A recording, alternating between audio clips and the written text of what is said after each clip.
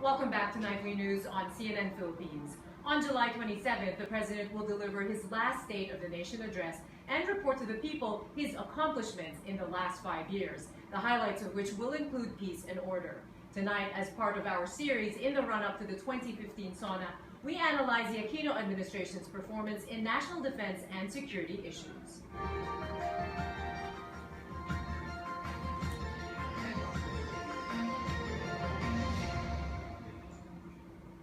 Joining us tonight is former National Security Advisor Roilo Golez. Good evening, sir. Welcome to CNN. Good evening, Mitzi. So let's start with internal threats. The Philippines has faced many insurgencies since the 70s.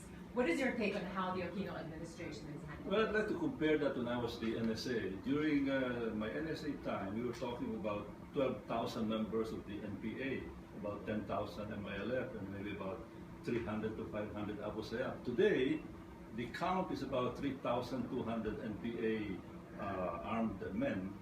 The MILF is very quiet because of the BBL and the peace treaty. And the Abu Sayyaf, there have been some few incidents only. So I'd like to say that when it comes to internal security, I think things have improved very dramatically. Okay, so good. Yeah, and not too many incidents right. As far as internal security is concerned. Now, in terms of the Mama Sapano incident, you have said this is not something you think will occur, of course. The Mama Sapano is a glitch in the peace and order situation of the country. I'd like to say it was badly managed. The result was horrible, but it's not something that would recur. And I think we've learned a lot from that incident. So we should not be worried about that too much. Okay. It's a glitch, all right. non-recurring, in other words.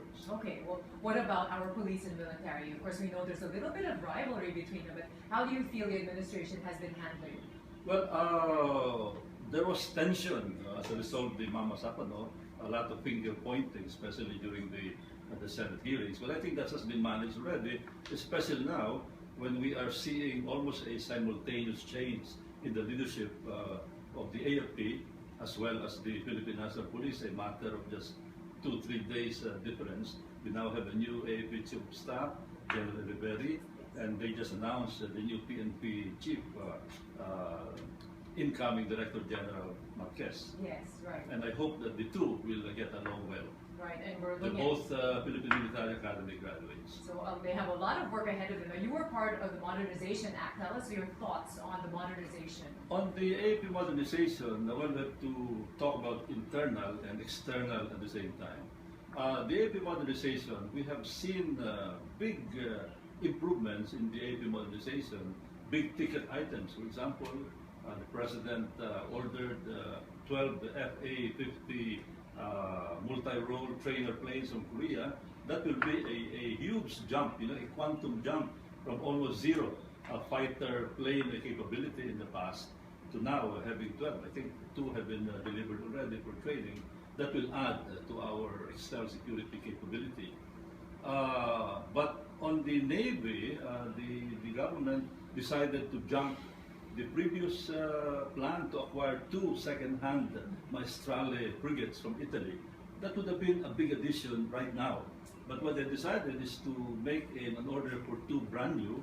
It has yet to be bidded out from 12 billion second-hand to 18 billion for the brand new. Yeah. But this will take, I don't know, 3-4 years. We need those frigates now. Yes. Because of the external security situation that we have. We'll get into the external security situation, but also another thing this could be useful for is handling natural disasters. That's right. Which the military AFP is in the forefront as far as disasters are concerned. Climate change is going to get worse. The Haiyan typhoon, from the climate change experts, it's something that's going to recur. It could get worse because of the climate change situation. And this is something the administration certainly can improve on. That's right. Yeah. That's right. So now let's move on to external threats. Certainly a very big issue now is the case of China usurping. Well, I'd like to quote the National Security Advisor, the incumbent NSA, when he testified in the Senate last May 8. He said that the biggest threat we are facing today is external. In other words, the South China Sea, the West Philippine Sea situation, and in the past 30-45 days, many dramatic changes have happened. For example, the U.S. now has become very assertive also.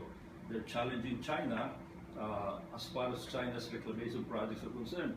Japan has been very noisy, and we might be seeing a face-off, a confrontation between China and two great powers. Of course, the hegemon right now, the US and Japan, which is a big power also. Plus, there's India, there's Australia. Yes. And the Philippines might end up just being a bystander. So at the end, when we're so worried about defending ourselves, because we don't really have the capability to defend ourselves. And what saddens me is a decision on the part of the AP leadership, the Philippine Army in particular. Then Army Commander General Riveri decided to switch from shore-based missile system to the acquisition, 6.5 billion pesos worth, to the acquisition of helmets and vests and night vision goggles, which I feel we need, but we need more the shore-based missile system. So those are not exactly the priorities. Yeah, Right. and now General Riveri is the AP Chief of Staff. I'm worried that he might be looking inward instead of outward, which is quite important. So a lot of concerns there. Now, another thing, you're very active in speaking up against China. Yeah. In what they're doing. Well, we cannot just depend on the government. We have to help the government.